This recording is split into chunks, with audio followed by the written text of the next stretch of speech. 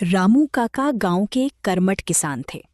उनके पास बहुत बड़ी जमीन तो नहीं थी, लेकिन जितनी भी थी उसे वे अपनी मां मानते थे। उस साल गांव में मॉनसून ने धोखा दे दिया था। सावन बीत गया, भादो आधा निकल गया, लेकिन आसमान में बादलों का नामो निशान नहीं था।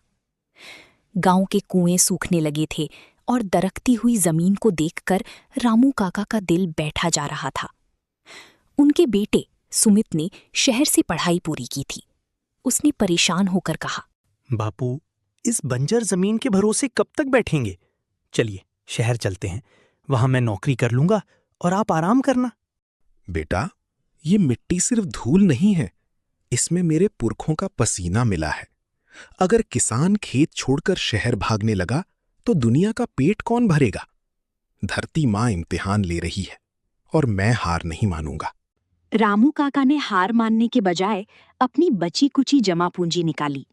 उन्होंने गांव के कुछ और किसानों को इकट्ठा किया और तय किया कि वे मिलकर दूर बहने वाली सूखी नदी के पास एक गहरा गड्ढा खोदेंगे ताकि जमीन के नीचे का जलस्तर ऊपर आ सके। कठोर तपस्या। हफ्तों तक कड़ी धूप में रामू काका और उनके साथियों ने फावड़े चलाए। गांव वाले उनका मजाक उड़ाते थे। इस उम्र में पागल हो गए हैं काका, सूखी नदी से पानी कैसे निकलेगा? लेकिन रामू काका के कान में तो बस अपनी प्यासी फसल की पुकार गूंज रही थी।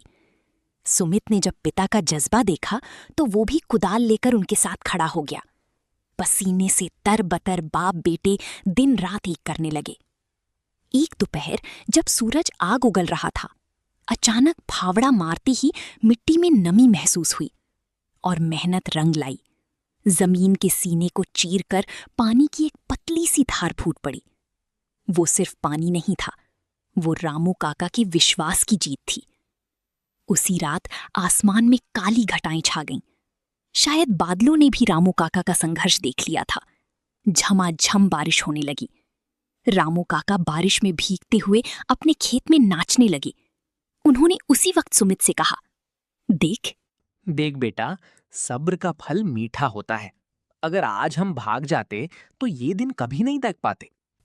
कुछ महीनों बाद रामू काका का खेत लहलहाती हरी फसलों से भर गया। जब फसल कटने का वक्त आया तो उनके खेत की उपज पूरे गांव में सबसे अच्छी थी। सुमित को समझ आ गया था कि किसानी सिर्फ एक पेशा नहीं बल्कि एक साधना है।